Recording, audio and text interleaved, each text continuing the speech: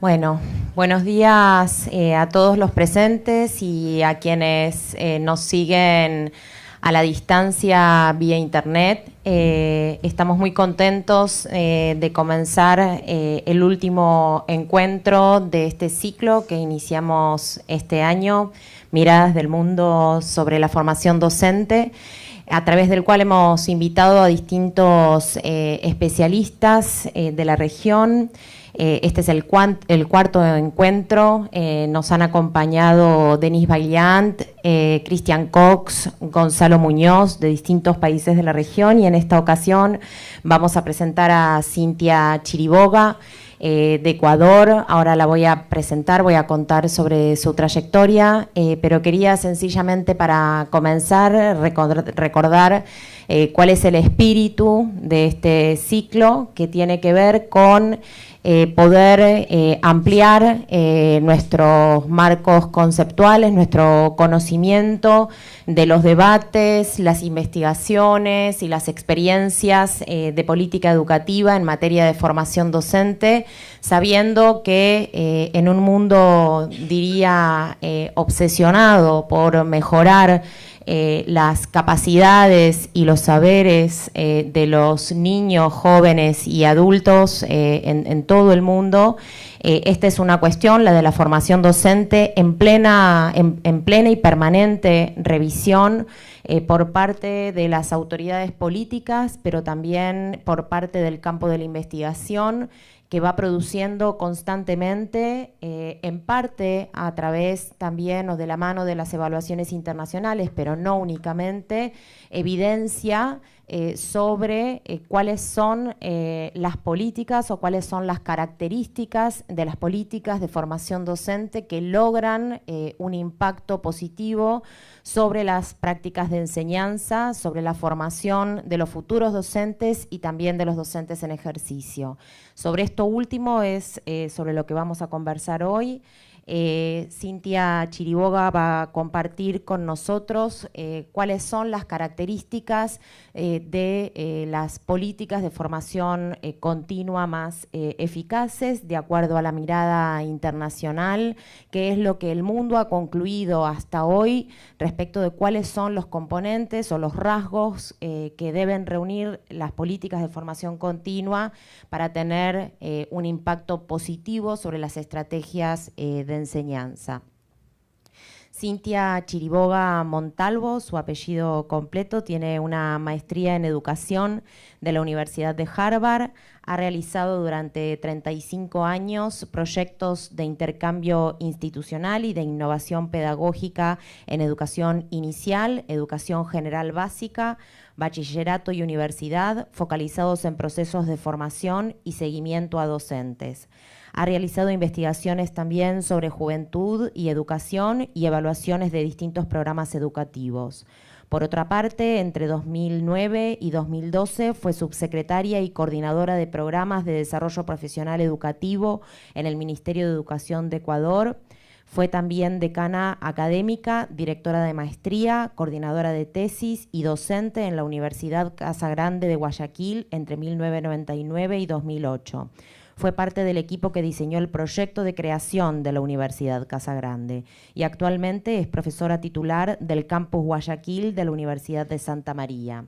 Quería destacar que los especialistas que nos han acompañado reúnen como el doble perfil de ser expertos, investigadores, pero además especialistas que han tenido experiencia en la gestión, y eso les da un doble enfoque para nosotros muy interesante por haber puesto los pies en la práctica en la implementación de políticas. Quería también recordar que estas conferencias son seguidas, como dije, además por el auditorio presente, por distintos puntos del país, porque la intención del ciclo es poder hacer llegar estas conferencias al interior de la Argentina y también a otros países de la región, para poder compartir estas reflexiones a puntos del país que en general no tienen la oportunidad de poder disfrutar de este tipo de debates, o al menos no tan frecuentemente como sucede en Buenos Aires. Que por otro lado también esta idea de poder reflexionar sobre las investigaciones o las experiencias en materia de políticas de formación docente tiene que ver con una concepción de las políticas de formación docente que deben estar basadas en evidencia. Y este es un punto muy importante que nosotros sostenemos y creemos que eso implica tanto conocer lo que se está discutiendo en el mundo sobre el tema, pero también poder evaluar las políticas una vez que han sido implementadas para conocer cómo han sido recibidas, pero también el impacto y cuáles son las cuestiones que hay que corregir en las políticas, ya que no nos alcanza únicamente con poder enumerar los datos de cobertura de determinada política de formación continua, por ejemplo, sino que tenemos que saber qué transformaciones han logrado o no suscitar esas políticas. Así que bueno, después de esta introducción, Cintia, te agradezco el haber viajado especialmente para estar aquí con nosotros hoy y te escuchamos. Gracias al Infod por la invitación. Inés, que me sugirió para que venga a hablar sobre este tema. Gracias por la presencia de ustedes. Sé que hubo pequeños cambios y, sin embargo, mis respetos porque se ajustaron a los cambios y están aquí. Bien, vamos comenzando. Voy a tratar de ceñirme a las láminas para no divagar y poder alcanzar. La primera reflexión que yo quiero hacerles es sobre cómo hay que mirar las políticas de desarrollo docente. Hay que mirarlas desde una mirada de complejidad, entendiendo que intervenir en políticas docentes supone intervenir en distintos niveles.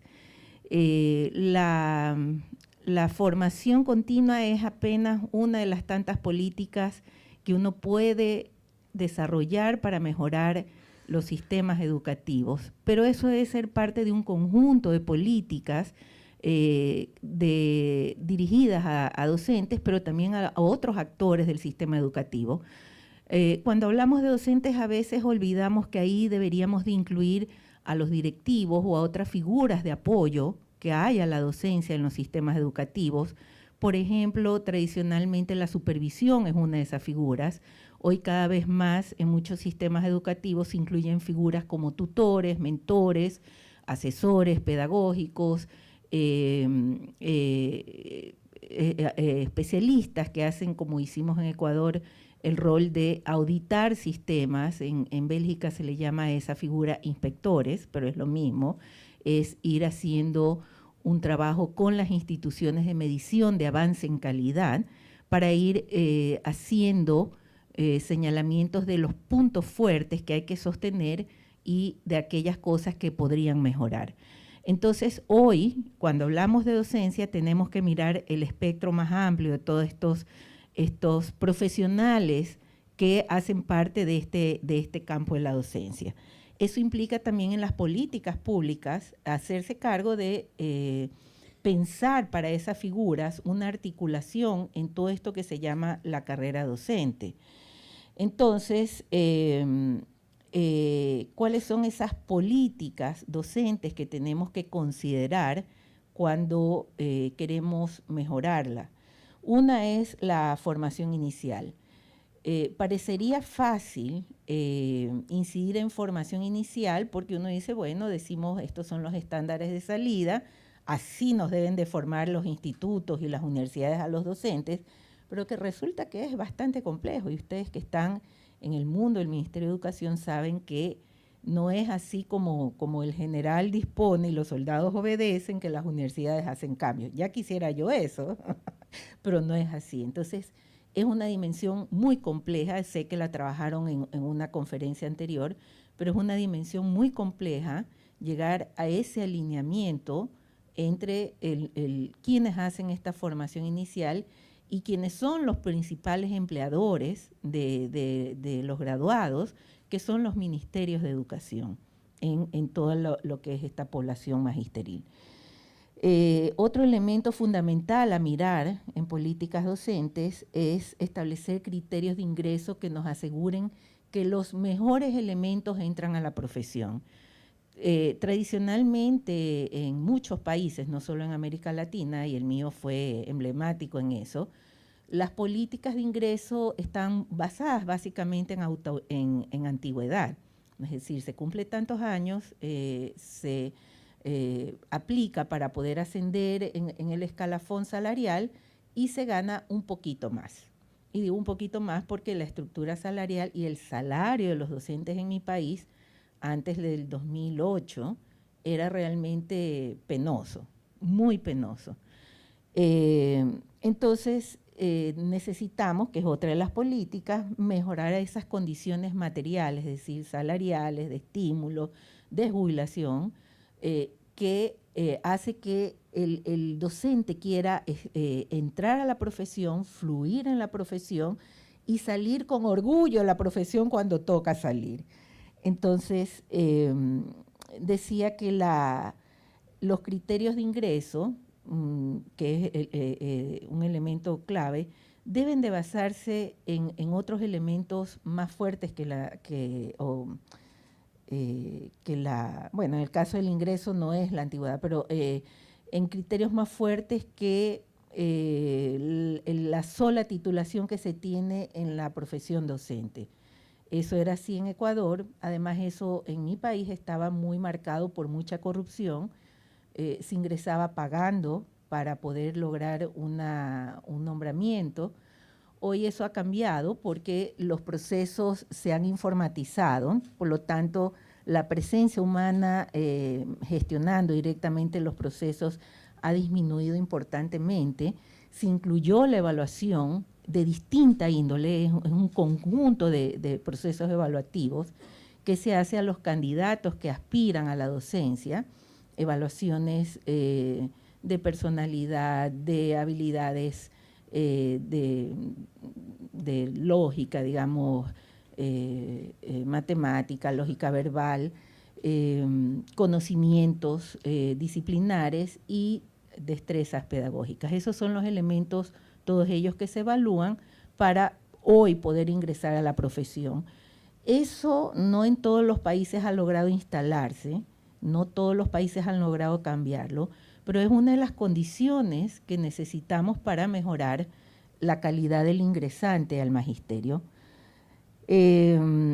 Luego viene ahí sí el tema de la movilidad, es decir, antes esa movilidad se basaba en años de antigüedad, hoy se basa en desempeño, al menos en Ecuador hemos querido y hemos logrado, al menos en la ley. Ya después les hablaré un poquito de algunas dificultades que ha habido en implementar eso, pero la movilidad en la carrera docente se basa en el desempeño mostrado en evaluaciones o en evidencias que presentan los docentes respecto al impacto que ha tenido su docencia en el aprendizaje estudiantil. Hay esas opciones y luego en las escalas más altas se incluyó como otra opción el dar evidencias de haber publicado resultados de esas innovaciones, investigaciones que han realizado como elementos que lo califican también para continuar ascendiendo. Entonces, también en esa carrera docente es importante incluir estas otras figuras que yo decía que hacen parte de esta docencia o este campo de la docencia, que son los directivos, los supervisores acá, o lo que nosotros llamamos allá ahora asesores y auditores educativos, y también estas nuevas figuras de los asesores pedagógicos o los técnicos pedagógicos o los asesores educativos, y estas figuras nuevas como los auditores o inspectores. Ya mencioné el tema de la importancia de la evaluación como parte de todos estos procesos. Esto también tiene que estar articulado, este conjunto de políticas, a la formación docente. La formación docente debe ser un elemento clave que permite, la formación continua, que permite mejorar a los docentes que tienen bajo desempeño, pero que esa mejora quede demostrada en distintas formas de evaluación de los propios cursos. que comencé el curso y al terminar el curso he demostrado que he logrado las mínimas habilidades, capacidades, comprensiones que se esperaba de mí para poder decir está habilitado para aprobar el curso. Entonces, también la formación continua tiene que transformarse. En mi país, ya lo voy a contar, antes era yo me siento, aunque esté durmiendo, soy testigo de que eso pasaba, dormían, tejían, leían revistas, escuchaban radio con audífonos, mientras se hacían los cursos y por solo estar presentes recibían la certificación. Eso tiene que cambiar, si eso sigue siendo así, hoy tienen que ser cursos que se aprueban, como en el contexto universitario. Y ya hablé también, es importante que, sobre todo como sucedía en Ecuador, con un magisterio que estaba muy mayor, se produzca una renovación generacional, que se estimule de buena manera, con cariño, con reconocimiento a la contribución que han hecho los docentes mayores a la educación, dándoles un estímulo. Eso lo hicimos en Ecuador, se les dio, aparte que se hizo una mejora en la estructura salarial que les iba a permitir a ellos retirarse con una jubilación buena, referida a los salarios que habían recibido en los años en que ya mejoró la remuneración de ellos, pero también se les dio un buen estímulo monetario de $30,000 para poderse jubilar. Entonces, eso generó un movimiento importante de jubilación en el magisterio ecuatoriano. No tengo eso porque no estaba previsto, pero los datos son clarísimos. El magisterio, estoy hablando en el 2007, tenía como promedio de 60 a 65 años para arriba. Hoy el magisterio está en 45 años como promedio. Hemos logrado ese movimiento de renovación generacional. Falta, pero hacia allá también hay que ir. Continúo. Entro al tema de la formación continua. Algo ya he dicho. ¿Qué características ha tenido la formación continua en América Latina, en muchas partes del mundo y particularmente en mi país? Uno, que era desarticulada, no está articulada a las otras políticas docentes, no tienen continuidad en el tiempo, es decir, cometen el error de encerrar a los docentes en seminarios de 3 o 4 días o de una semana, 60 horas, 40 horas intensivas y luego los mandan a su casa. Eso no es aconsejable, no produce cambio y ya vamos a hablar de qué dice la investigación de que sí produce cambio. Muchas de las experiencias son a pequeña escala, se hacen en ciertas ciudades, en ciertas provincias o en ciertos sectores, pero no se generalizan a todo el magisterio. Esto es una condición, si no, no hay cambio masivo. Queremos cambio masivo, la formación tiene que ser masiva. Otro problema es que son eventos aislados. No tienen continuidad en el tiempo, no son sistemáticos, no están articulados unos temas con otros, no hay una, como en la universidad, eso de los prerequisitos. Yo tomo este curso que es una condición para yo continuar al otro y ese a su vez es una continuación para el otro. Ya vamos a ver eso. En Ecuador intentamos hacer ese tipo de articulación con algunos cursos para que se vaya produciendo un proceso como de aprendizaje acumulado, reiterativo, de cada vez mayor profundización de cada una de las cosas que van aprendiendo a la luz de los nuevos temas. Eso es fundamental. Ya hablé de que eran programas que solo se aprueban por irse a sentar a asistir. No estaba articulada al día a día de la docencia, es decir, era formación muy teórica, expositiva, magistral, no tenía esta modalidad de talleres, no se traían las problemáticas del aula al diseño de esa formación para que sean discutidas, puestas a reflexión, reformuladas y una vez terminados estos procesos formativos, llevadas al aula de manera continua. Eso no era lo característico y creo que eso es una dolencia generalizada en nuestra formación continua. De la mano de lo anterior, no incluyen seguimiento y retroalimentación, asesoría, apoyo a los docentes como complemento a esa formación continua. No hay medición de impacto y esto es uno de los temas graves que tenemos en general en los sistemas educativos. No medimos impacto de casi nada y de lo que menos medimos impacto es la formación continua, sobre todo relacionada al aprendizaje estudiantil. Generalmente los temas que, por ejemplo, nosotros encontramos cuando el equipo que entramos en la gestión de Correa desde el 2006-2007, yo entré más adelante, pero ya los equipos que entraron comenzaron a revisar el tema y era una diversidad de temas que muchos no tenían nada que ver con la docencia. Era impactante, o sea, era como relleno. Los temas eran relleno, no estaban articulados a los temas medulares que los profesores necesitaban para mejorar.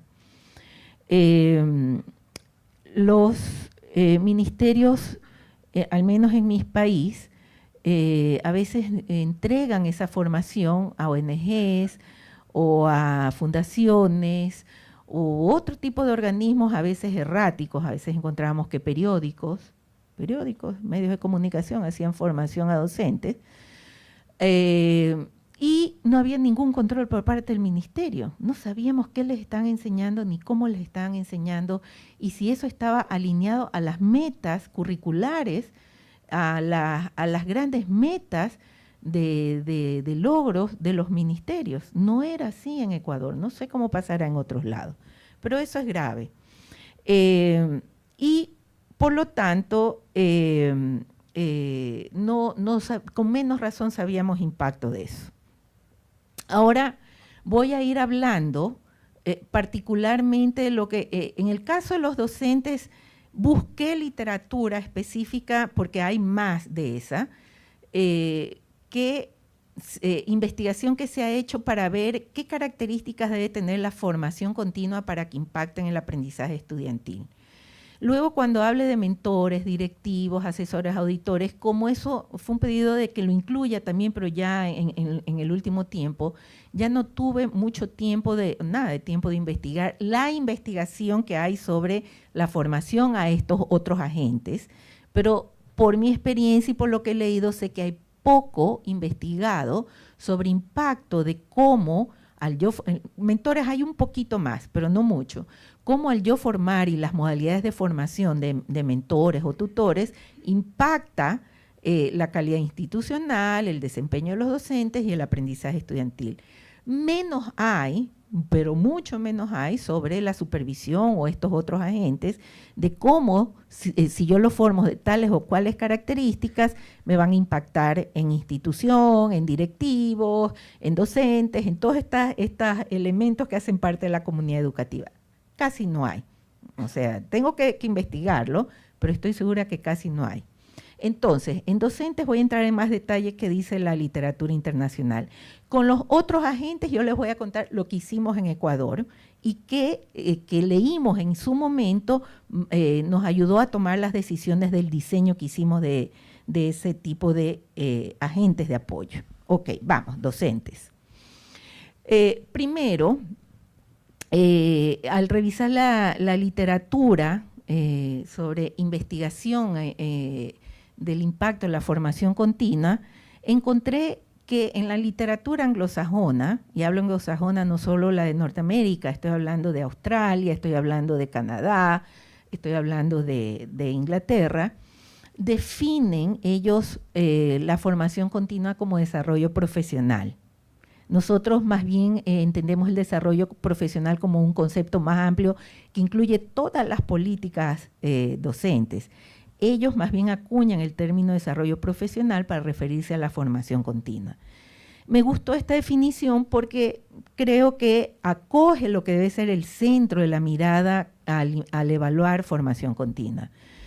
La Asociación de Docentes de Alberta dice que la amplia gama de actividades que los docentes realizan individualmente o colectivamente para mejorar su práctica profesional y mejorar el aprendizaje de los alumnos es lo que ellos llaman desarrollo profesional o lo que nosotros llamamos formación continua. Y con esa hice énfasis en el mejorar el aprendizaje de los alumnos porque es desde esa mirada que ellos luego evalúan los modelos y experiencias. yo voy a ir presentando lo que dice la literatura, si se lee, y luego qué hicimos en Ecuador. Y luego les voy a presentar lo que también dice la literatura y qué no hicimos en Ecuador y por qué no alcanzamos a hacerlo. Uno de los cambios que hicimos nosotros en el modelo de formación continua es que los temas de capacitación estén basados en las evaluaciones que hicimos masivas de docentes y directivos en su desempeño, de los docentes que ya estaban en el magisterio, los que estaban en ejercicio, para poder identificar dónde estaban sus debilidades. Con base a eso fue que construimos la agenda de formación y llegamos a la clara conciencia que nuestra agenda formativa era una agenda remedial. Habían tales deficiencias en los docentes que teníamos que hacernos cargo de ese docente y ayudarlos a que logren las competencias básicas que requeríamos para que mejore el aprendizaje estudiantil. Normalmente en otros países la formación continua es una formación orientada a actualizar, a proveer comprensiones sobre nuevos temas que están entrando en el mundo de la educación. Y así debería de ser. Pero dada la realidad que nosotros enfrentábamos en ese momento, dijimos, tenemos que hacernos cargo de lo que tenemos y tenemos que ayudarlos a mejorar desde donde están. Entonces, también nosotros usamos como referencia los estándares que habíamos construido, los estándares de desempeño docente y directivo, como referencia para decidir qué temas deberían de ser centrales en la formación docente y en la de directivos. También hicimos una reforma curricular en la educación básica y en el bachillerato. Cuando yo estuve, estaba terminada la reforma en la educación básica, así que un componente muy fuerte, pero muy fuerte de la formación continua fue familiarizarlos con los ajustes que habíamos hecho, que eran ajustes no de contenido solamente, sino de concepciones pedagógicas que queríamos que los docentes manejen respecto a cómo promover el aprendizaje en aula, ¿no? Y procurábamos que la formación continua docente, desde el punto de vista pedagógico, sea absolutamente coherente con esas premisas del currículum, que enfatizaba, eran premisas basadas en el constructivismo, que enfatizaban el aprendizaje basado en problemas reales, en problemas auténticos, el promover conflicto cognitivo, exploración de qué saben los alumnos, qué saberes ya traen para conectar los nuevos aprendizajes a esos saberes, el usar la evaluación como herramienta para el aprendizaje y no solo para emitir calificaciones, producir más metacognición en los chicos porque eso les deja habilidades y capacidades que seguirán usando una vez que se acaba la escolaridad o la universidad. Ese es el regalo que uno hace cuando instala habilidades metacognitivas. Enseñarles a investigar, ese es otro regalo que uno le hace cuando uno es un buen docente a los chicos, como un comportamiento básico antes de intervenir en una realidad. Entonces, todos esos elementos que queríamos y que las habíamos puesto en las definiciones curriculares, queríamos que hagan parte de la formación continua. Y por lo tanto, también esa fue una referencia importante. Y, por supuesto, algunos elementos de la Constitución y de lo que se llamó el Plan Nacional del Buen Vivir, que eran esos elementos que eran fundamentales y transversales. Por un lado, la inclusión educativa, es decir, atender las necesidades educativas especiales, hacer una educación intercultural realmente efectiva. No sé si lo logramos, pero al menos nos proponíamos eso, hacernos cargo de que nuestra población es multicultural, es muy diversa culturalmente, muy mal atendida por el sistema educativo, invisibilizada en los currículums regulares, no estaban presentes como sujetos a ser reflexionados, a ser incorporados, a ser observados como comunidades de las que tenemos mucho que aprender, todo eso estaba ausente en los currículos anteriores. Tratamos de que eso sea parte de los currículos y tratamos que también la formación continua se haga cargo de eso. Y bueno, en ese sentido, y que dice la literatura internacional, que la formación continua debe de ser coherente con las necesidades de los docentes, con los objetivos y estándares nacionales y con otros programas formativos que están tomando. Nosotros en el Ministerio decidimos cortar así de raíz, con hachazo, todos los otros programas que se estaban desarrollando, que ya mencioné que eran con estas ONG, fundaciones, con un conjunto de instituciones que no estaban contribuyendo a nuestras metas. Decidimos que nosotros íbamos a tener un control directo de la formación que recibían los docentes, y por lo tanto nos aseguramos que toda la formación que estén tomando los docentes era la que proveía el Ministerio a través de las universidades. Ya les voy a contar el modelo que instalamos, de manera que teníamos la tranquilidad de que siempre estaba toda esa formación guiada por el mismo modelo pedagógico, el mismo modelo de formación a los docentes. La otra cosa que hicimos es que la formación sea una formación basada en el principio del aprendizaje activo, que sea en modalidad de talleres, no de exposiciones, planteando problemas de aula como punto de partida en cada uno de los temas de la formación continua, y que exija debates, discusión, traer sus programas de aula a los cursos para someterlos como a revisión, a reestructuración, a experimentación, a hacer pequeñas experiencias de, mientras duraban los cursos, aplicar en aula lo que estaban aprendiendo. Eso nos impusimos y ya cuando les cuente les voy a decir cómo fue que más o menos lo logramos, que eso de verdad funcione en todos los cursos que implementamos.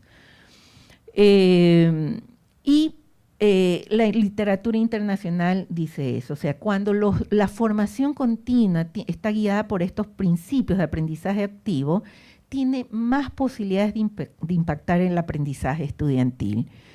Hay colaboración con colegas, se hace indagación sobre las propias prácticas de enseñanza y la de los colegas, se promueve la metacognición en los docentes, se conecta el material que se estaba aprendiendo con sus propias reflexiones y con los rediseños de aula que se les pide hacer.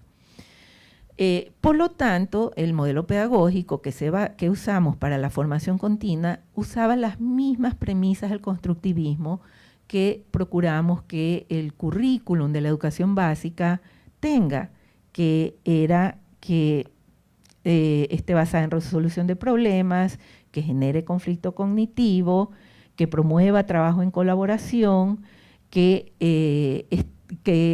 aboque a los docentes a estar indagando constantemente qué comprenden sus estudiantes para poder evaluar los diseños de clase y que se hagan la pregunta, ¿qué estoy haciendo y qué no estoy haciendo que me está poniendo a la mayoría de mis chicos en este lugar y no donde yo quiero en sus comprensiones? Y que genere debate y metacognición. Y esto sustentado también en lo que dice que la investigación internacional, que es lo que también otro componente que mejora aprendizaje estudiantil es cuando la formación continua se basa en estos modelos de pedagogía activa. La literatura internacional dice que la buena formación continua está articulada al trabajo de aula. Eso lo tratábamos de hacer mientras duraban los cursos, que esté haciéndose continuamente innovaciones en el aula. Otra cosa que señala la literatura internacional es que la formación continua tiene que estar actualizando, y en el caso nuestro, mejorando el dominio disciplinar que tienen los docentes de las disciplinas que enseñan, porque en nuestro país lo comprobamos, ese dominio disciplinar es precario. En las evaluaciones de los docentes, la última que se sistematizó, la del 2014, los docentes solo el 20% sacaban muy bueno y excelente. De ese 20%, alrededor del 3% sacaban excelente. El 80% de los docentes sacaban bueno e insatisfactorio. Para nosotros, un docente, para poder ascender en el escalafón, tiene que sacar como mínimo muy bueno. Entonces, esto era un problema grave. El dominio disciplinar que tenían los docentes era terrible, precario, era una cosa realmente angustiosa. Entonces, diseñamos un conjunto de cursos dirigidos a las didácticas de la disciplina, porque otra cosa que también dice la investigación es que no solo que hay que enseñarles a que sean buenos matemáticos, buenos cientistas sociales o de las ciencias naturales, sino que entiendan cuáles son los núcleos fundamentales a enseñar y la manera como se aprenden esos saberes fundamentales de la disciplina para poder crear ambientes de aprendizaje específicos para el aprendizaje de cada disciplina. Por lo tanto, decidimos que sean cursos de didáctica de las distintas disciplinas, para que no sea el saber en abstracto, sino pensado esa profundización disciplinar en cómo se la debe de enseñar. Otra cosa que encontramos que era fundamental, porque también lo dice la investigación, es que la formación continua debe promover aprendizaje colaborativo entre los docentes, promover la creación de comunidades de aprendizaje. Inicialmente, como hace, yo diría que la enorme mayoría de los países, nuestra formación continua permitía que los docentes individualmente, cada institución, se matriculen en los cursos, y sucedía que 1 o 2 docentes de cada institución tomaban el curso y el resto no. Pero la literatura nos decía que si no provocábamos que los colectivos de cada institución tomen el mismo curso al mismo tiempo, no iban a producirse cambios. Si nosotros logramos que los docentes de una misma institución se formen al mismo tiempo, se producen diálogos pedagógicos, inquietudes continuas de cómo vas a aplicar esto, tú qué comprendiste de esto, cómo estás haciendo lo de acá, reunámonos un ratito para leer juntos este material del curso, resolvamos esto que nos están pidiendo juntos, yo te observo a ti, tú me observas a mí. Se produce una sinergia que no se produce cuando uno permite que los docentes, a su libre albedrío, individualmente de cada institución, tome el curso. Para nosotros, esto lo comenzamos a implementar en el 2011. Fue un mogollón logístico lograr que los docentes tomen colectivamente por instituciones los cursos de formación continua. Fue un ejercicio con el área de sistemas, porque todos los cursos se gestionaban a través del área de sistemas, se tenían que registrar ahí se gestionaban las calificaciones, etcétera, etcétera. Los docentes podían ir viendo cómo estaban sus calificaciones, se registraban en los horarios y en las sedes que ellos querían, etcétera, pero los obligamos a que los hagan colectivamente. Inicialmente hubo un bajón en la matrícula, en el número de docentes que lográbamos capacitar. Pero yo dije, me jalo ese bajón, sabía que iba a bajar la matrícula inicialmente, pero luego comenzó a subir. Una vez que ya aprendieron cómo se hacía eso de matricularse colectivamente, ¿ya? Pero eso es fundamental. ¿Por qué comenzamos a comprobarlo? Porque por otros proyectitos que yo tenía en marcha en mi área, comenzamos a ver que se comenzaba a producir esa sinergia en las instituciones donde estaban todos tomando el mismo curso. Entonces fue una buena decisión, compleja, pero buena.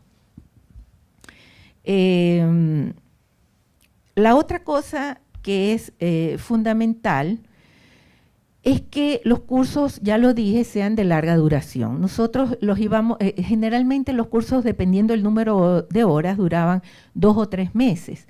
Cursos de 40, de 60, a veces de 80 horas, que duraban 3 meses, hasta 4 meses. ¿Por qué era eso importante? Porque permite la ida y vuelta a la institución a poner en práctica lo que se está aprendiendo, porque así lo pensamos el diseño de los cursos. Entonces, es importante esa dosificación en el tiempo para permitir la elaboración, la reestructuración de sus prácticas y de sus concepciones.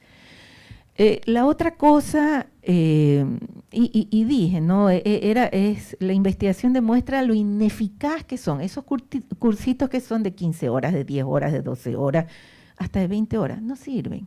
A partir de las 30 horas ya se comienza a ver, medidos con modelos estadísticos, un efecto en el aprendizaje de los estudiantes. Cuando son esos cursos concentrados, de esos seminarios, como les dije al inicio, 40 horas, 60 horas en una semana, no sirven. La investigación demuestra que tienen 0 efecto en el aprendizaje estudiantil. No sirven, no lo sigan haciendo. La otra cosa que es fundamental es involucrar a los directivos en la formación continua. De 2 maneras: que ellos tomen los cursos, porque ellos son docentes y siguen siendo docentes. No sé si acá sea igual. En la legislación ecuatoriana se les pide que, aunque sea, enseñen una asignatura, lo cual yo creo que no es adecuado por las otras exigencias que tienen, pero bueno, se les exige, por lo tanto, siguen siendo docentes, necesitan ellos también mejorar. Pero por otro lado, también concebimos cursos especiales para los directivos en formas de liderazgo, que se les llama liderazgo pedagógico, que tienen en el centro el aprendizaje estudiantil como elemento para los énfasis de sus acciones directivas en la institución. Entonces, les enseñamos qué implica ese nuevo modelo de ser directivo, qué implica ese énfasis en el aprendizaje estudiantil, y cambiarles el chip a los directivos que normalmente destinaban y destinan el 80-90% de su tiempo a temas de tipo financiero, de logística institucional, y no a la calidad de la educación y del aprendizaje estudiantil, ¿no? Y de la calidad de sus docentes, por lo tanto. Entonces, este es otro elemento que está altamente demostrado, que cuando ellos se involucran apoyando a sus docentes que están tomando formación continua, haciendo seguimiento a esa formación continua, o ellos mismos involucrándose en la misma capacitación en que están sus docentes, eso tiene un impacto también en la calidad de la dinámica institucional y por lo tanto de los aprendizajes estudiantiles. Y la otra cosa que es importante es una cultura de evaluación del desempeño docente. Eso nosotros lo instalamos, como dije, en el hecho de que los cursos eran evaluados. Docente que no da la medida, qué penita, reprobaba y tenía que volver a hacer el curso en una siguiente oportunidad. ¿Cómo eran los sistemas evaluativos? Los profesores eran evaluados a través de los trabajos que iban haciendo a lo largo del curso, como un curso universitario. Eso era sometido a evaluación. Pero al final había una evaluación de opción múltiple, que era hecha por evaluadores externos, no eran hechas por los mismos instructores. Eso tiene que ver con la cultura de la trampita que hay en Ecuador. ¿Por qué decidimos hacer eso? O sea, ya después anecdóticamente, si me preguntan, se los cuento. Pero esas evaluaciones externas les planteaban casos, eran casuísticas. Ellos tenían que, en relación a lo aprendido en el curso, tomar decisiones frente a los casos. Entonces, las preguntas y las respuestas de opciones múltiples, una de ellas tenía que ver con poner en práctica eso que habían aprendido en el curso. Entonces, combinando los trabajos que ellos hacían a lo largo del curso, más esta evaluación de salida, era lo que daba la calificación de aprobación del curso. Logísticamente era complejo, pero nos jalamos la complejidad de hacer esas evaluaciones, no solo de implementarlas, porque esto de las evaluaciones externas, de los evaluadores externos era complejo, pero también la complejidad de diseñar los cursos, porque conseguir los diseñadores de cursos que entiendan las premisas pedagógicas que queríamos que tengan los cursos, pero que además me diseñen todos estos productos, incluyendo estos sistemas de evaluación en proceso y una evaluación de salida casuística, implicaba formar a los diseñadores de cursos para que realicen los cursos y sus evaluaciones con este nuevo modelo. Es más, agotados de estar explicando verbalmente a cada instructor esto, decidimos hacer una guía para diseñar cursos dirigidos a cada nuevo instructor.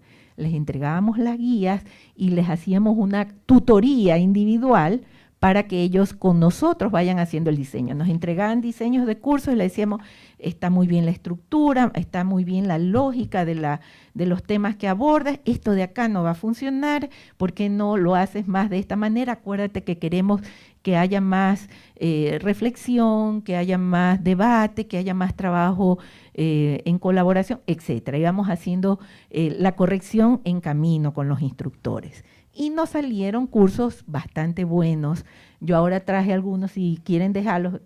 Lo triste es que después descontinuaron todos esos cursos, por si acaso quieren que les deje una copia de algunos de esos cursos, de los libros. Los docentes, además, hacíamos que los instructores produzcan unos libros que publicábamos, que los subíamos en la página web.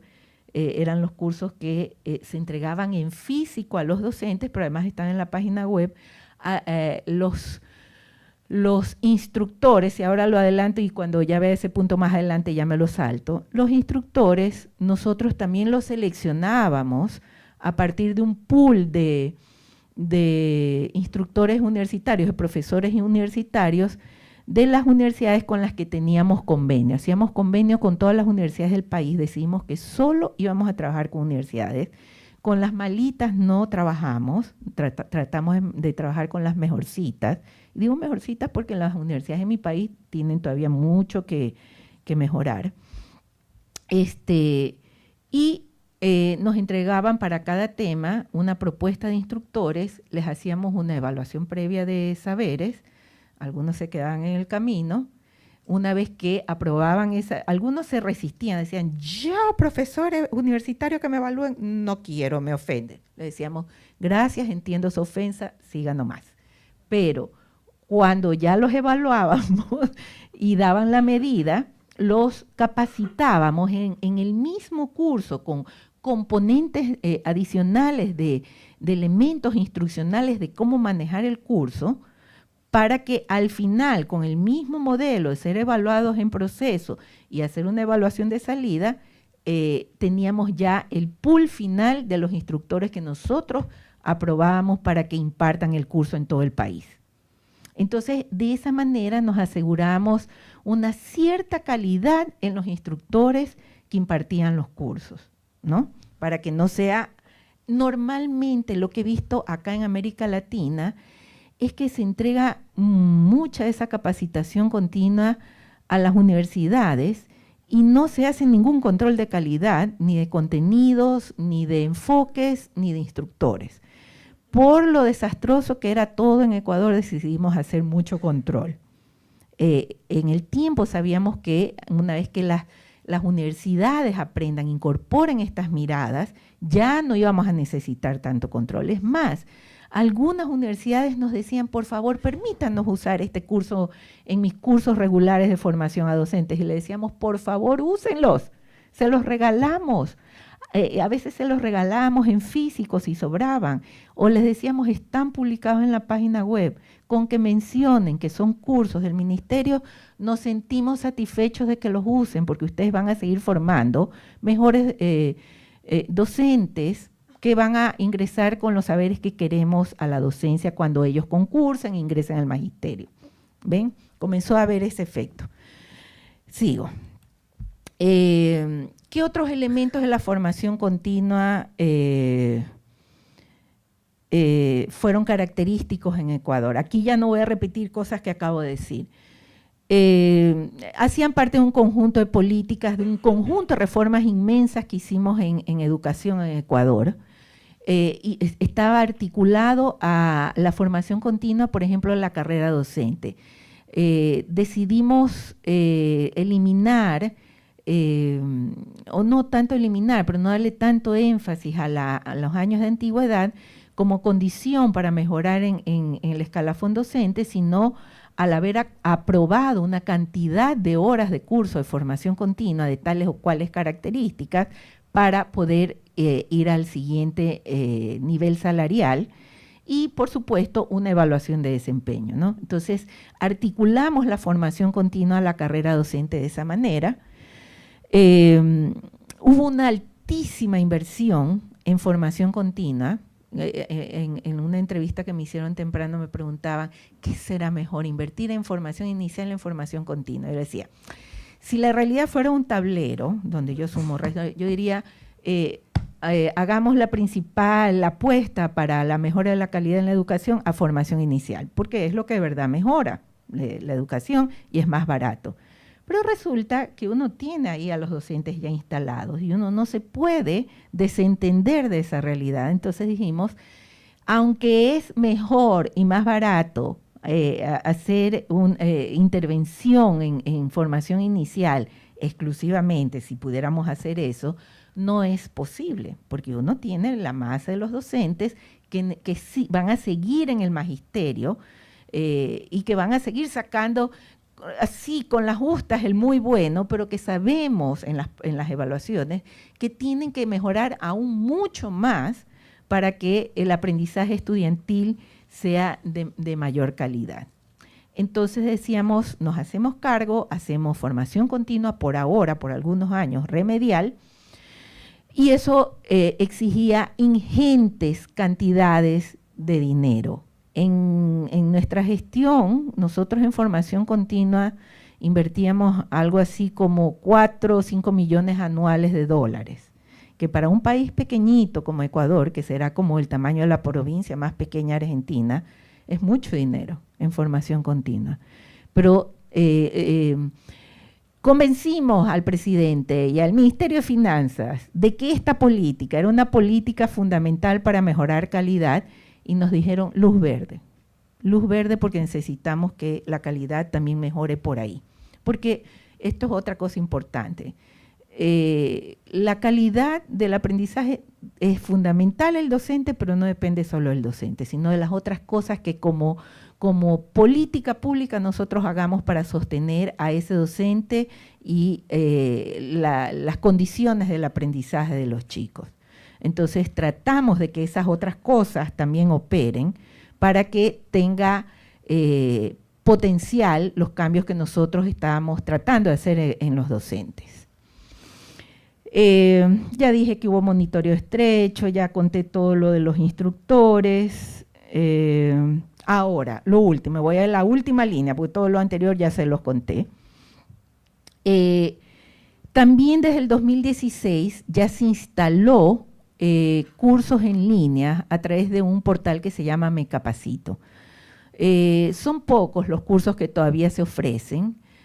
Desconozco si tienen las mismas características de los cursos presenciales. Deberían, es posible, créanme que es posible, porque eso yo lo trabajé con una universidad como un pequeño pilotaje. Es posible hacer formación efectiva de calidad como la presencial si uno asegura ciertas condiciones de la formación en línea. Si esas condiciones no están preservadas en cuanto a la naturaleza de la tutoría, de los tutores en línea, no funciona muy bien la formación en línea. Pero en todo caso se están haciendo algunos cursos, por ejemplo, ahorita están al aire, educación ambiental, legislación educativa para directores, interculturalidad, lingüística quichua, que la veo un poco compleja para cursos en línea, pero bueno, y prevención de la violencia. Sigo. Ahora, ¿qué dice la literatura internacional que también había que hacer y que no logramos hacer suficientemente o nada en Ecuador.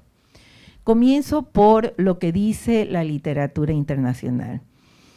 Dice que se debe combinar espacios formales de formación continua con experiencias de recibir seguimiento y retroalimentación por parte de expertos externos. Esto también está muy investigado, y eso es lo que le da más potencia a la formación continua, que haya ese seguimiento posterior. El impacto de la formación continua es mucho menor cuando no hay ese seguimiento, créanme, mucho menor.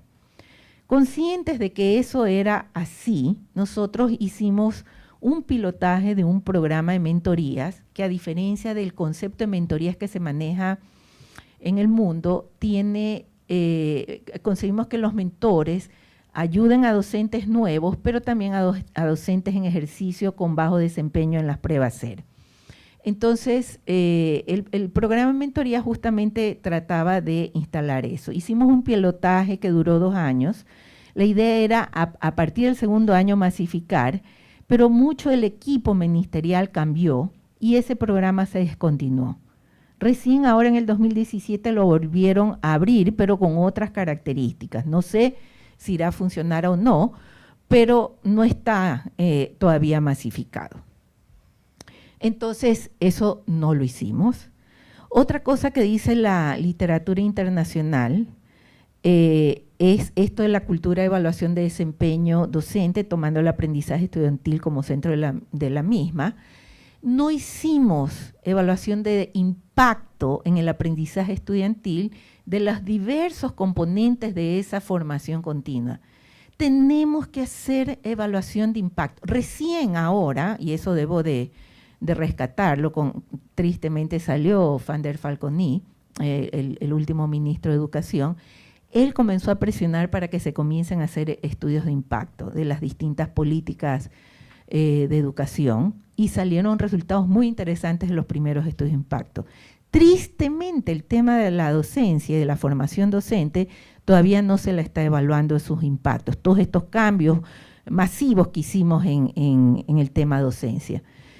Y es importante porque a veces uno hace inversiones altísimas en estrategias que no funcionan o que funcionan poco comparada con otras estrategias que con igual o a veces menor inversión tienen mayor impacto. Entonces, eso no hicimos y eso es grave. Créanme que eso es grave. Cuando uno tiene escasez de dinero, hacer esto es fundamental para poner la plata donde sabemos que la cosa va a funcionar. Otra cosa que dice la literatura internacional es que se involucra a los docentes en las instituciones en diversas decisiones pedagógicas y curriculares. ¿Qué es lo que no logramos aún en los docentes? Es que ellos tengan un nivel de dominio en docentes directivos, un dominio de saberes disciplinares, pedagógicos, como para que ellos comiencen a tener más autonomía en las decisiones curriculares. Todavía el sistema es precario, todavía no estamos en el punto en que podamos darle esa libertad curricular, lo cual genera un mayor, cuando los docentes tienen esa capacidad, un impacto mucho mayor en el aprendizaje estudiantil cuando ya los docentes tienen la capacidad como para tomar esas decisiones. No cualquier docente debe tener libertad para tomar decisiones curriculares. Los docentes precarios no deben de tener libertad de decisión curricular, porque no saben hacia dónde debe de ir el aprendizaje. Pero cuando el docente logra las capacidades expertas en docencia y disciplina, debe tener libertad con su equipo, con su institución para tomar decisiones curriculares. Todavía no llegamos a ese punto en Ecuador. Y son experiencias sostenidas de aprendizaje activo. Ya les conté que el programa de formación continua, como se los he contado, se descontinuó, sin que me dé una evaluación de por qué. Y eso fue un error grave. O sea, eso es haber invertido mucho dinero para desperdiciarlo. No digo una expresión más fuerte. Ahora, vamos a formación rápidamente, lo que hicimos de directivos, mentores, asesores y auditores. hicimos una reflexión muy amplia de qué necesita el docente para ser un mejor docente. Aparte de la formación continua, necesita otros apoyos para mejorar. Revisamos literatura, trajimos expertos y comenzamos a darle forma a estos otros elementos, tanto en expresarlos en la legislativa, en la nueva ley que produjimos en el 2011, como en la implementación de programas específicos. Y veíamos que era importante tener agentes externos e internos con otro perfil, con una concepción de rol diferente a la que existían y que sean agentes de apoyo a la calidad. Por ejemplo, ya expliqué que los directivos perdían o pierden su tiempo haciendo logística administrativa, financiera, y sentíamos que había que redefinir el rol de los directivos como los primeros agentes de calidad en la institución, como los apoyos, y cuando hablo de directivos no hablo solo de directores y rectores, hablo de los subdirectores, vicerrectores. En mi país tenemos inspectores, subinspectores, inspector general. Hay un conjunto en las instituciones muy grandes, hay un conjunto de cuerpos directivos a los cuales transformarles el chip para que ellos asuman que su rol es sostener y mejorar calidad a través de sus acciones. Entonces sentíamos que eso tenía que cambiar. Ya esto se los acabo de explicar, así que sigo. También creamos esta figura del docente mentor, que eran docentes a los que les retirábamos un número sustancial de horas de docencia directa para que se dediquen a hacer mentoría a docentes de su circuito. A todo esto les cuento rápidamente, en Ecuador cambiamos la estructura de gestión del sistema educativo para enchufarnos con el cambio de la estructura de la gestión del Estado. El Estado decidió desconcentrar la gestión de las funciones ejecutivas, creando zonas, distritos y circuitos. Eso sucedió en educación y sentíamos que el mentor debería ser un agente de apoyo a docentes que tenían bajo desempeño en instituciones de los circuitos. Y luego a la vieja supervisión le dimos de baja con honra y creamos, con el apoyo de Inés, dos figuras. Inés fue clave en ese cambio, déjenme decirles, dos figuras de apoyo a la calidad. Los unos son los asesores educativos, que los pensamos como agentes para mejorar la gestión institucional, teniendo el aprendizaje estudiantil como centro del cambio en la gestión institucional. Por lo tanto, su contraparte directa para trabajar eran los directivos, porque quienes trabajan o trabajarían directamente con los docentes eran los mentores. Los asesores educativos deberían de trabajar con los cuerpos directivos y con el conjunto del personal cuando hay temas que ameritaban repensar sistemas, por ejemplo, sistemas de evaluación de estudiantes, sistemas de evaluación interna de docentes, sistemas de autoevaluación, etcétera. Ahí con el conjunto de los cuerpos docentes, pero también como los asesores educativos, como agentes de mejora en los circuitos educativos. Y luego la otra figura era el asesor educativo, que era el auditor educativo, perdón, que es un evaluador externo que usando los estándares como referencia, estándares de aprendizaje estudiantil, estándares de desempeño docente, desempeño directivo, de gestión institucional, etcétera, etcétera, debería de producir informes de auditoría que deberían de integrar los resultados de sus propias visitas a observación de equipos de auditores, visitando una semana, 10 días una institución, observando, conversando con estudiantes, con padres, con directivos, con docentes, y produciendo un informe que además integre las evaluaciones de desempeño que hoy emite el Instituto de Evaluación Educativa, INEVAL, que hace evaluación de estudiantes, de docentes, de directivos estandarizadas. Entonces, el informe de auditores debería ser la guía de trabajo para los asesores educativos, para los directivos, para sostener las fortalezas encontradas, no aflojar en esas fortalezas, pero también superar debilidades encontradas.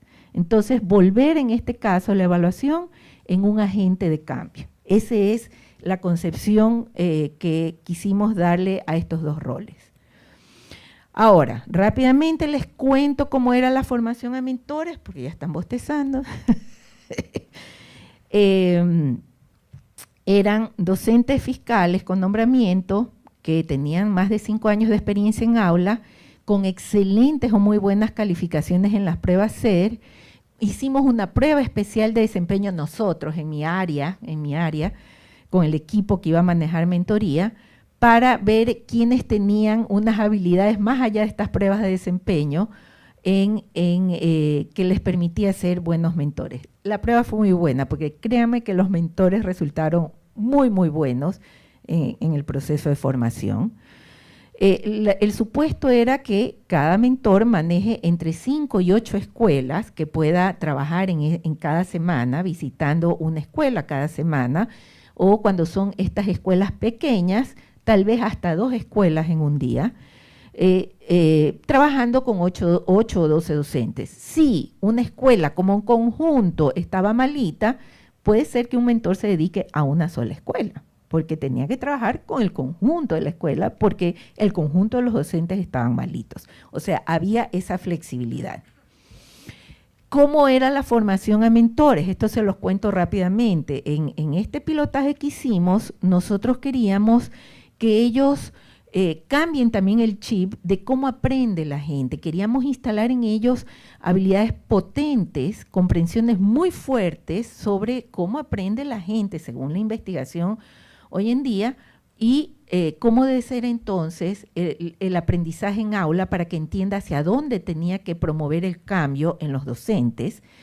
Entonces, seminario 1, 2 y 3 estaban basados en eso. En el 1 les hacíamos una mirada más amplia sobre los supuestos de la educación, el modelo que tenemos de escolaridad por aulas, grados, edades, que lo detesto, creo que eso debería de cambiar, ya no funciona, ya eso se los habrá dicho alguna vez Inés o muchas veces Inés, que es una de las que cree firmemente y por eso yo le paro bola a ella, porque cree firmemente en la necesidad de un cambio radical en la estructura de la escolaridad. Yo también creo eso. Y todo eso se lo planteamos a los docentes. O sea, teníamos que hacer que todas sus convicciones se caigan y logramos que se caigan, que entren en crisis todas esas ideas que tradicionalmente todos manejamos de que las cosas como están bien y lo que hay que hacer es hacerlo mejor. Eso se llama cambio de tipo 1. No, lo que nosotros queríamos es que suceda en el sistema educativo cambio de tipo 2, que es abandonar lo que se hacía para hacerlo de otra manera. Entonces, eso tratamos de instalar en los mentores, esta idea de que hacia allá debe de ir el cambio educativo y su rol en el cambio de la pedagogía en aula para producir otro tipo de experiencias de aprendizaje y otro tipo de calidad de aprendizaje. Como muchos de esos mentores iban a actuar en ruralidad, donde hay escuelas multigrado, también dimos formación en esos temas de cómo manejarse con escuelas multigrados, cómo adaptar a esas realidades locales el currículum nacional, etcétera, cómo hacer evaluación. Y luego, en medio de todo eso, los íbamos familiarizando con la política pública, pero en medio de todos estos seminarios les íbamos enseñando ciertas destrezas de base que ellos tenían que manejar. Tenían que ser investigadores etnográficos. ¿En qué sentido? Un buen tutor tiene que ser un excelente observador para hacer buenas observaciones áulicas. tiene que ser una persona que olfatea, que comprende la cultura de las instituciones para poder promover cambios que no choquen, que no generen resistencia en esa cultura institucional. Teníamos que instalar en ellos habilidades de crear experiencias de formación, de talleres, de formación formal, de capacitación, de diseñar esas experiencias. Todo eso lo fuimos haciendo a lo largo de esos seminarios y sobre todo ser muy pertinentes al momento de hacer seguimiento y retroalimentación. Tratamos de instalar un modelo clínico en el sentido de que en lugar de decirle al profesor, yo vi que en tu clase hiciste esto, no me pareció bien esto de acá, descartamos eso como modelo, los hicimos vivir a ellos, qué impacto tiene un modelo así, y ellos decían, es devastador que me digan que esto está mal, no me dan ganas de cambiar si me dicen eso. Entonces, les hicimos comprender que como opción era importante llevarlos a los docentes a reflexionar cómo ellos se desempeñaron, usar herramientas como estos registros etnográficos que ellos iban a hacer o estas filmaciones áulicas que tenían que pedir permiso para hacer, para que los propios docentes se observen y hagan ellos sus reflexiones de cómo les fue implementando algo, cómo les fue implementando una nueva idea que aprendieron en algún taller y cómo creen que podían hacerlo mejor en una siguiente ocasión esa implementación. Toma más tiempo, pero es más eficaz ese tipo de modelo clínico de asesoría, de seguimiento, de retroalimentación. Eso es también el modelo que quisimos instalar, ¿no? Termino eso en cuanto a docentes. Vamos a...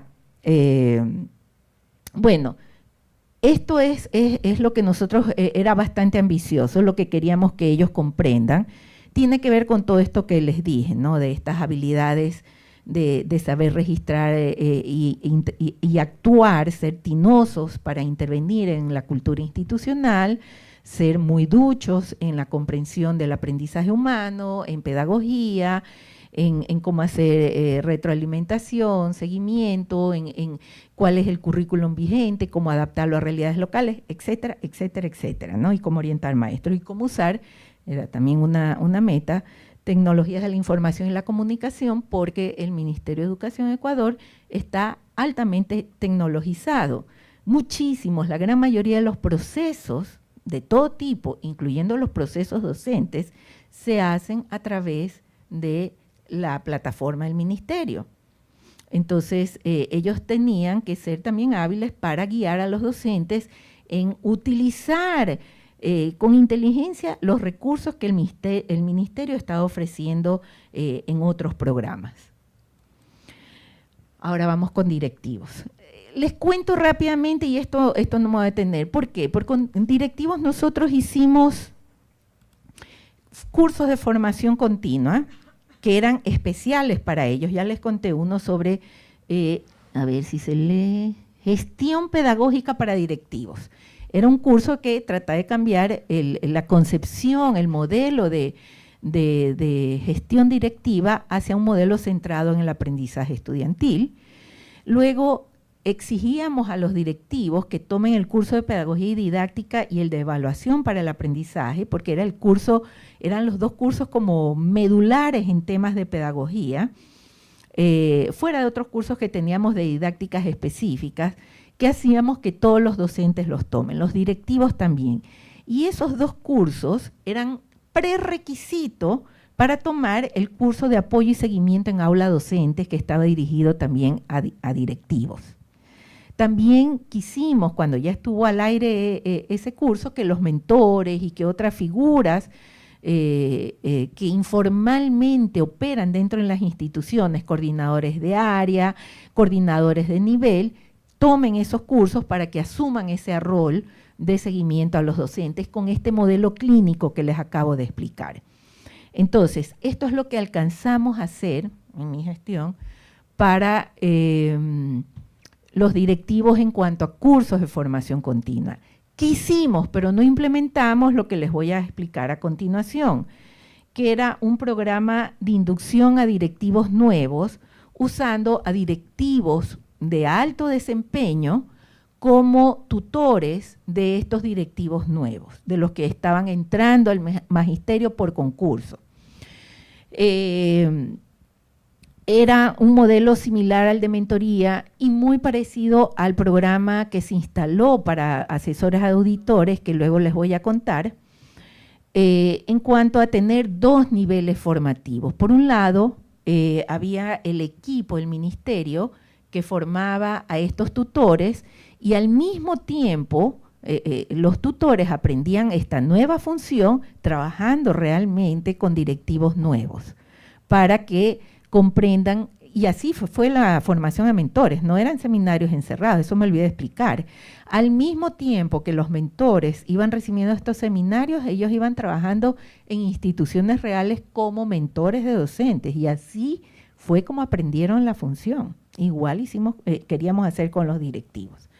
Entonces, desgraciadamente esto no lo logramos aplicar y hacía parte de todo un programa de desarrollo profesional de directivos que al final del año 2011, inicio del 2012, recién le comenzamos a dar forma, pero que, como digo, no alcanzamos a implementar. Ya después eso quedó abandonado. Ahí van a tener que leer un artículo que hemos escrito con Inés donde reflexionamos por qué muchas políticas tienen dificultad de hacerse carne, continuar, etcétera, en procesos de reforma educativa. Y termino con asesores y auditores. Ya les expliqué qué se espera de asesores y auditores. Básicamente el asesor apoya los procesos de mejora de calidad, trabajando directamente con los directivos y los circuitos. Los auditores son los evaluadores externos. Y aquí hay al final, dice, los auditores elaboran el tablero de calidad de circuitos distritos. Esto es un concepto bien poderoso, porque eso hubiese permitido, todavía no está ahí, ya les voy a contar rápidamente cómo está la cosa, hubiese permitido tener un mapa de los estados de calidad de la educación en el país, tener estos tableros a partir de los informes de auditoría. Tiempo. Ya. Pero todavía no está ahí. ¿Por qué? Porque los procesos de concurso para lograr tener mentores, auditores, inclusive directivos, han tenido una serie de dificultades terribles de tipo logísticas que nos ha llevado a que, aunque en el plan estaba previsto que, por ejemplo, existan algo así como 2.400 asesores, porque eran al menos 2 por circuito, y 1.000 y tanto, 1.100 no sé cuántos auditores, porque estos estaban a nivel de distritos, eran 128, son 140 distritos, 280 auditores. Al momento tenemos 40 auditores y 88 asesores.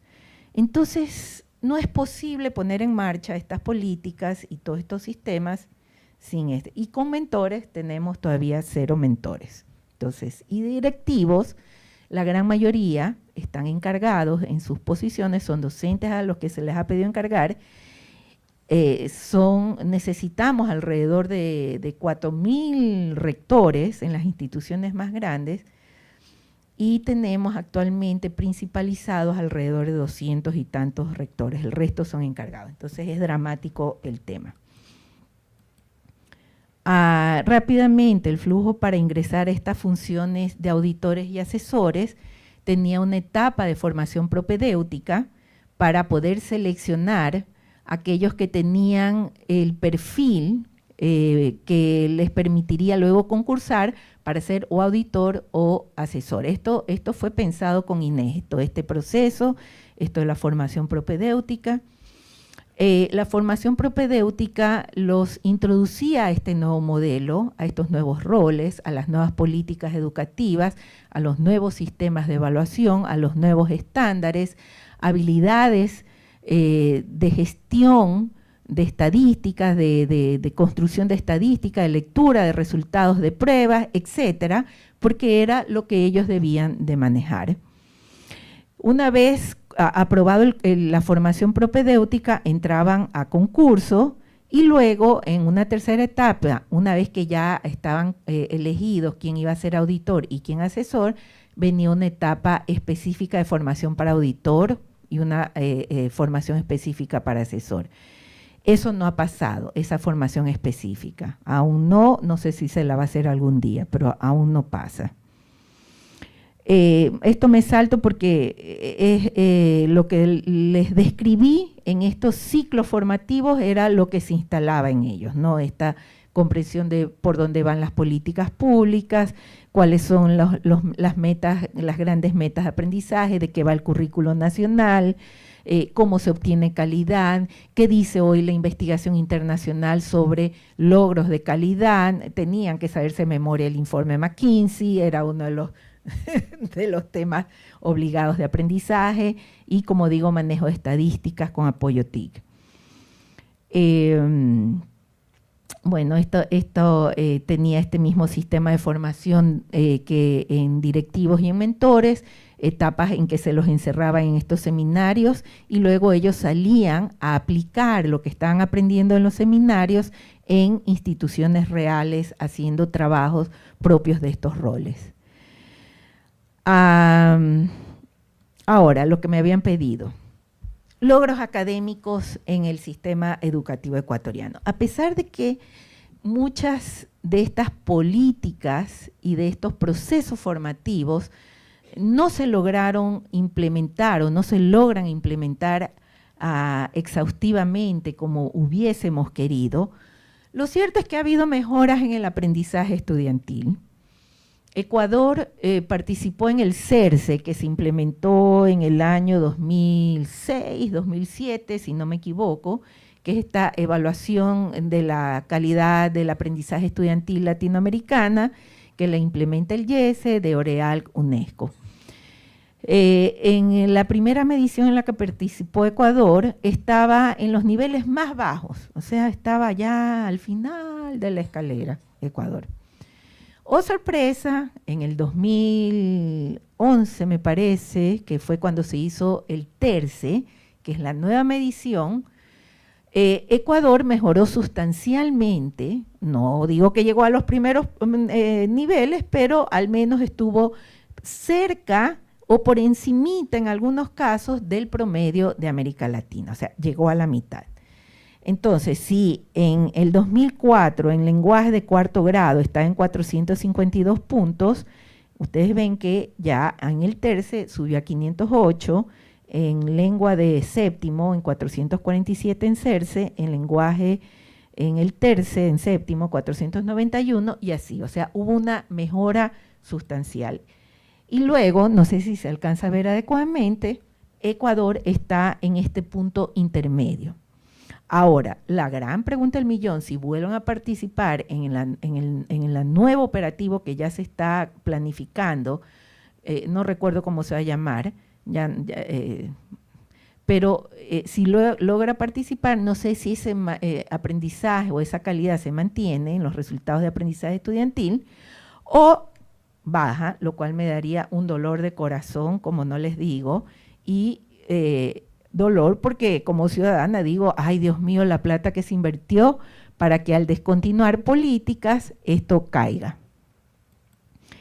Les digo otros datos más. En estos años también mejoró la escolaridad, es decir, el común de la población antes tenía 9 grados de escolaridad, esto subió a 10 grados, 10,15, no sé qué quiere decir eso, 10 grados.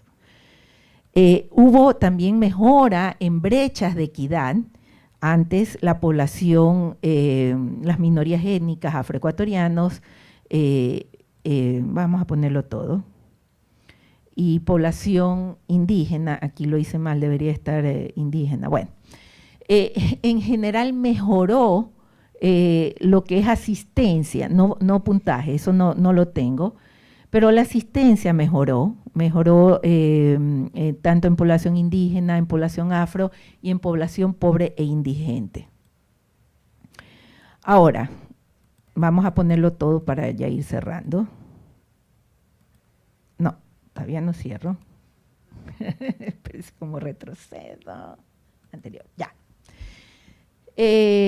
Básicamente lo que dije al inicio, tiene que estar esta política de formación continua articulada a todas las otras políticas de educación y a las otras políticas de calidad docente y directivos. Hay que usar la investigación internacional como referencia para tomar decisiones.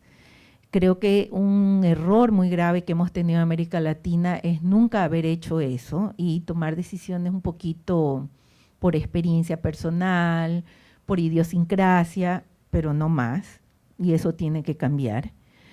Tenemos que modelar en la formación continua docente aquella pedagogía que queremos que los docentes utilicen con sus estudiantes. Tiene que ser tal cual.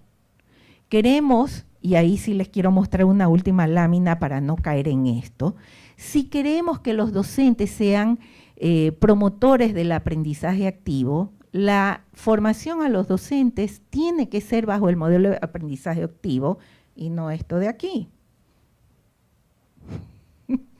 Es decir, hablar del aprendizaje activo con los modelos antiguos. Esto no puede ser.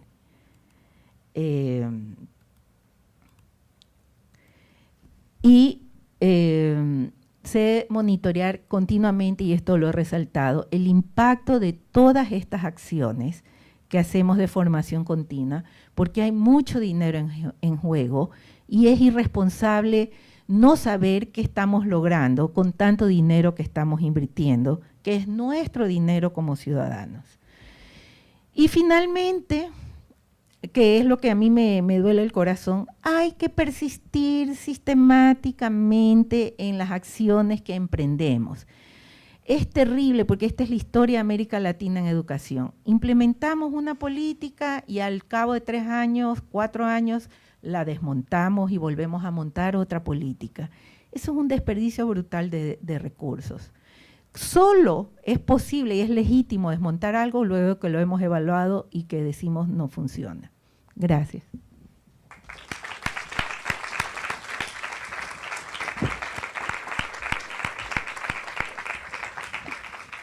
Bueno, Cintia Chiriboga, muchísimas gracias.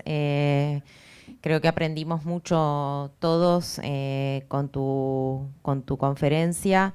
Quería aprovechar, antes de abrir el espacio de preguntas, para agradecer a la OEI por el apoyo para la realización de este ciclo, sin el cual no hubiéramos podido concretarlo. Quería también comentar, hablando de la evaluación de las políticas, que en estos días estamos nosotros licitando justamente la evaluación de las 2 políticas de formación continua centrales, más masivas, presenciales, que estamos implementando en un caso desde 2016 y en otro caso desde 2017, justamente para aportar elementos también a la continuidad, es decir, procurar que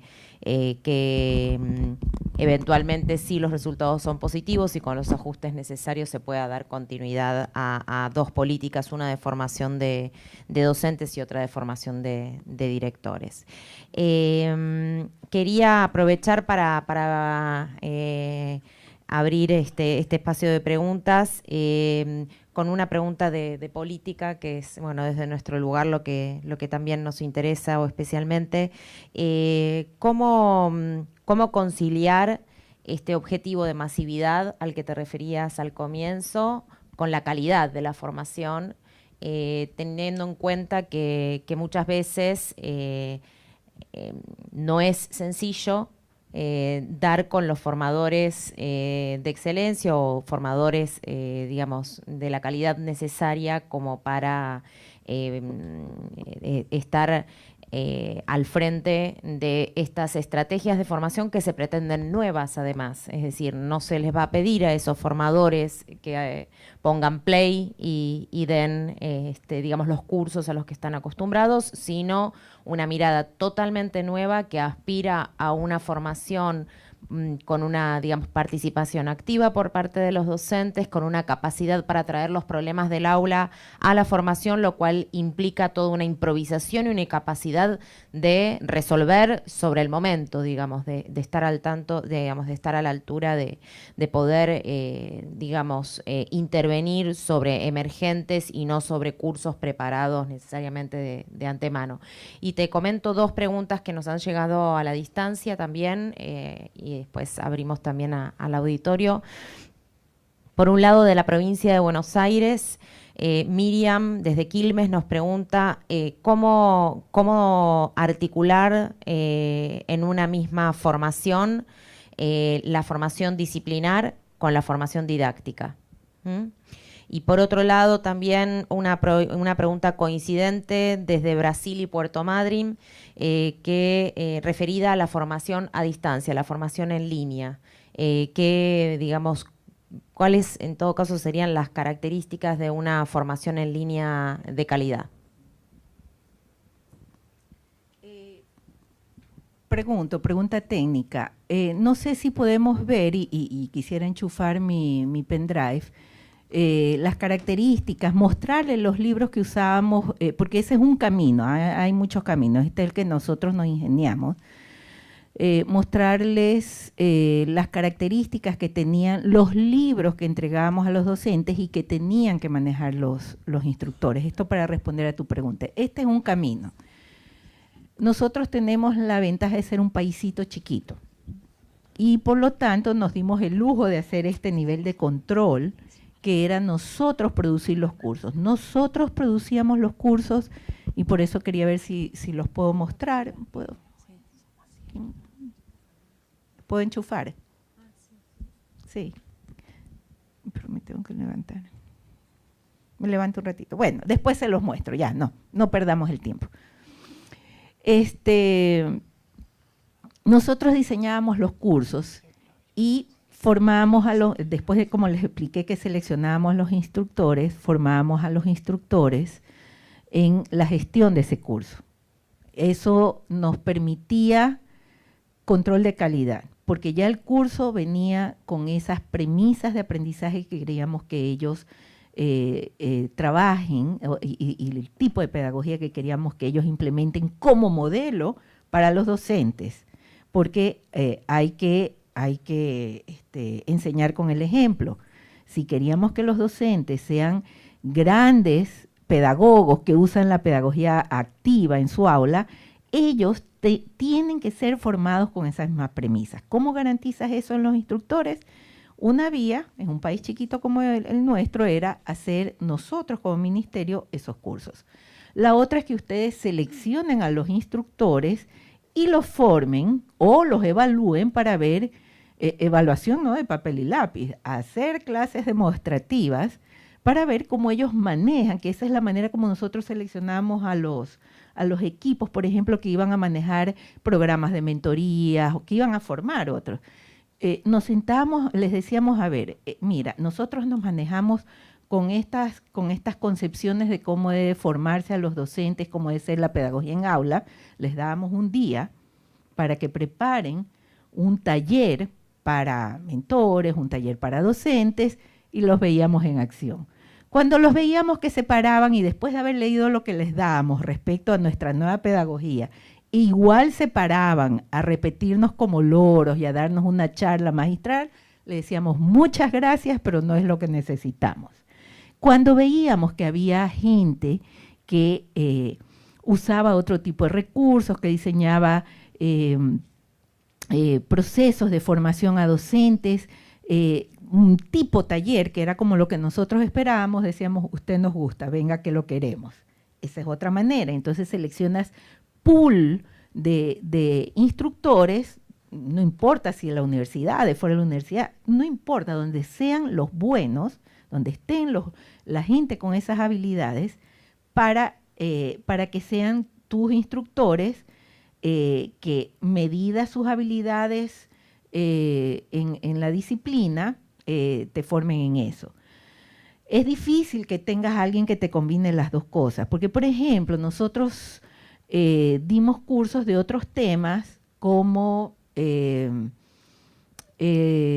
desarrollo del pensamiento crítico, y teníamos una persona que era especialista en ese tema, pero no necesariamente era una gran pedagoga. Entonces teníamos que orientarla para que el curso, y cuando ella impartía los cursos, sean bajo estas premisas. Entonces no es fácil hacer control de calidad.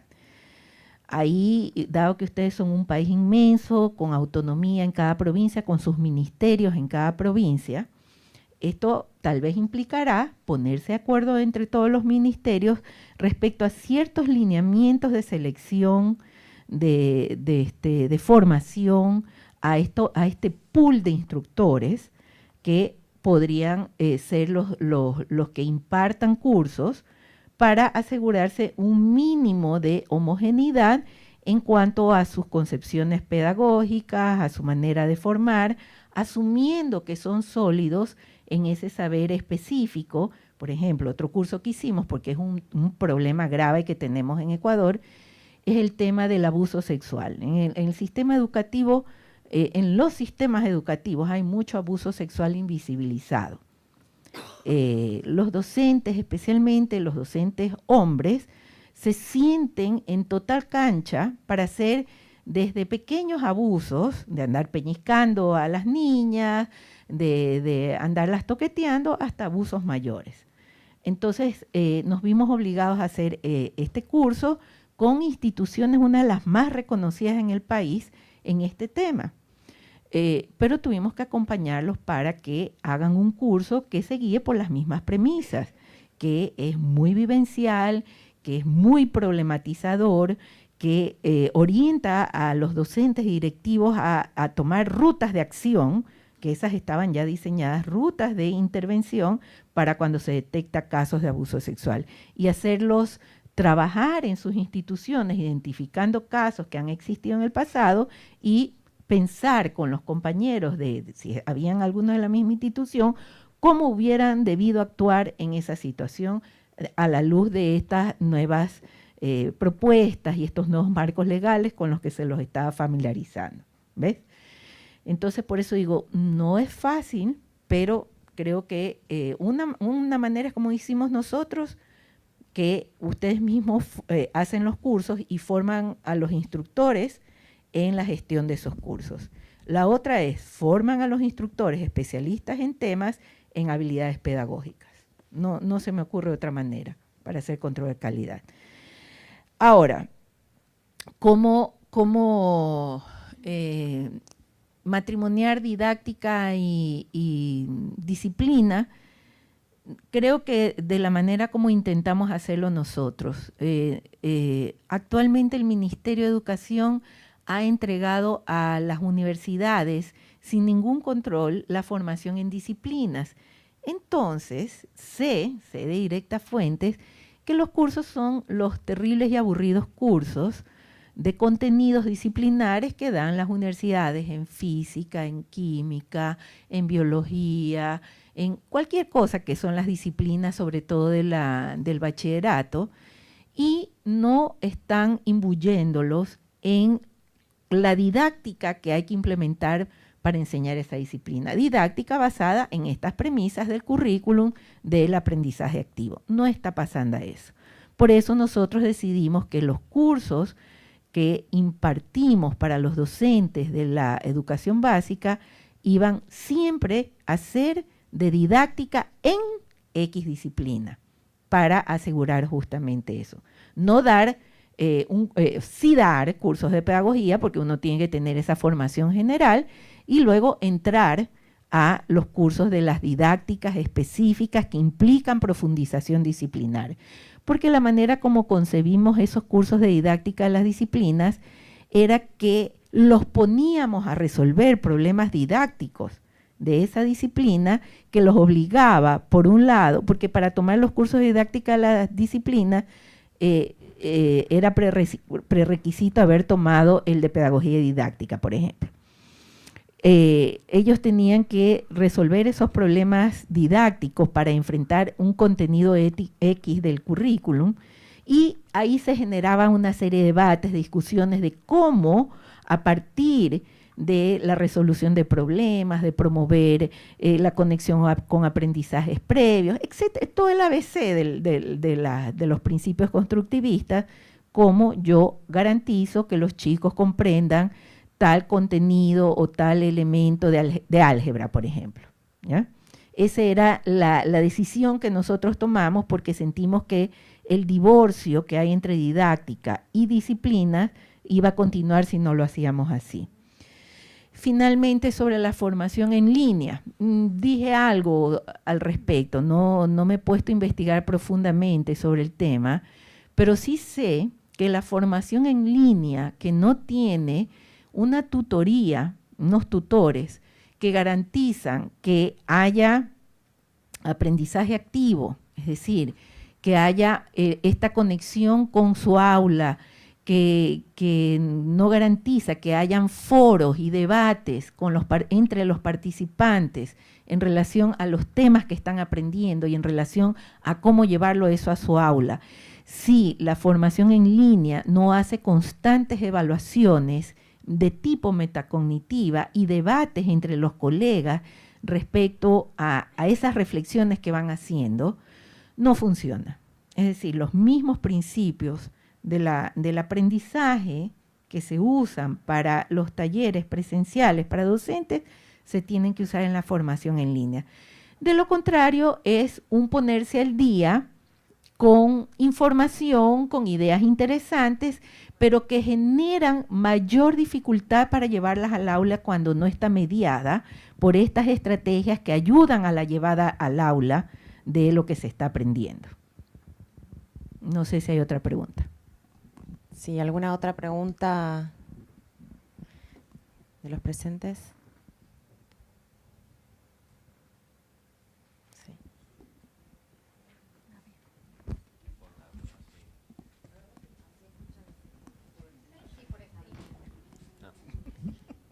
Hola, buen día. Muchas gracias por la conferencia. Quería consultarte cómo fue ese proceso de conversión del cuerpo supervisivo, digamos, que tenían en esas dos funciones, digo, qué tipo de trabajo, si también se lo formó, digo, cómo fue ese proceso. A ver, espero no equivocarme, Inés me corregirá. Sí, ahí había que actuar con tino, delicadeza, para no generar ruido político con la antigua supervisión. Si no recuerdo mal, toda la supervisión en Ecuador era alrededor de 700 o 900 supervisores que habían, todos con modelos muy caducos, muy feos de cómo implementar la supervisión. Eran pocos en realidad para cubrir todo el país, por lo tanto sus visitas eran muy esporádicas y eran visitas con un modelo muy autoritario, muy descalificador de mírame a mí como yo hago y tú aprende para que aprendas a ser mejor profesor. Eso que nos parecía espantoso. Y dijimos, no queremos más ese tipo de supervisión. Pero como habían estas 900 personas, decidimos que esta formación propedéutica, por ejemplo, sirva a ese propósito, es decir, se les da una oportunidad para que entren al proceso de aspirar a una de las dos funciones, pero tenían que formarse y tenían que someterse a evaluación para ver si daban la medida. Yo diría que un 99% de los viejos supervisores no dieron la medida y salieron de una manera elegante, en el sentido de que al ver que esto no funcionaba, ellos decidieron, si no recuerdo mal, jubilarse en su gran mayoría. Comenzó un proceso de jubilación ante esta dificultad para dar la medida para esto de acá. Pero además hubo todo un proceso, pero muy largo proceso de reuniones, de debates con ellos para irle dando forma a este nuevo modelo, para que ellos se apropien del cambio al nuevo modelo y no lo vivan con dolor, con resentimiento y con coraje porque se los había excluido de la dada de forma del nuevo modelo. Yo recuerdo muchos talleres en los que estuvo ahí Inés con supervisores con los que se los traía a Quito o se iba a las distintas zonas a hacer reuniones con ellos para irles presentando ideas de por dónde iba el nuevo modelo e ir llegando a acuerdos con ellos. Con ellos se fueron llegando a algunos acuerdos en procesos que se trató de ser muy respetuoso con esos acuerdos. Y con ellos se llegó al acuerdo de esto, de que ellos tenían que, para poder llegar a cualquiera de las dos funciones, tenían que formarse y tenían que someterse a evaluación. No se les impuso eso. Ellos estuvieron de acuerdo y dijeron, ok, vamos a hacerlo así. Pero no les fue bien a la mayoría. Y la gran mayoría se jubiló, porque de verdad que ya estaban también muy mayores. Entonces, esto se los digo como anécdota. En mi área, cuando yo fui a trabajar al ministerio, yo heredé alrededor de 60, 70 funcionarios de carrera que estaban en el área de formación continua, que cuando ellos vieron hacia dónde iban todos los cambios, algunos de ellos como hubo también al interior del ministerio un estímulo a la jubilación, a los funcionarios de carrera de planta central, ellos comenzaron a decirme, Cindy, me quiero jubilar porque yo siento que lo que ustedes están exigiendo me supera. Y usted es súper exigente y usted quiere que trabajemos las horas completas. Pero además que manejen tecnologías y manejen procesos que no eran los que ellos tradicionalmente habían manejado. Entonces decían, no me siento a gusto con estas exigencias. Ellos decían, está muy bueno lo que están haciendo, pero siento que yo ya no doy la medida. Y solitos comenzaron a jubilarse, sin conflicto, en buena onda. Se jubilaron, o sea, con cariño. Me acuerdo que la ministra hizo algunas sesiones en que se hizo un reconocimiento a todos estos funcionarios que se iban jubilando, incluyendo los supervisores. Y se les daba como un gracias muy fuerte, porque gracias a ellos también el sistema funcionó los años que funcionó. Entonces, se trató de hacerlo en buena onda, o sea, no imponiendo, no pateando el perro, no maltratando, porque eso genera resistencia en los que se quedan, y eso no está bien, a nadie se lo debe tratar así. Bueno, Cintia, muchas gracias. Ya estamos sobre la hora, había más preguntas, pero no vamos a llegar a plantearlas. Muchas gracias otra vez por haber venido a la Argentina especialmente para compartir tus ideas con nosotros. Y bueno, a la audiencia que nos sigue detrás y a la presente, vamos a hacer lo imposible por continuar con el ciclo el año que viene, así que esperamos hasta el año que viene. Adiós. Gracias.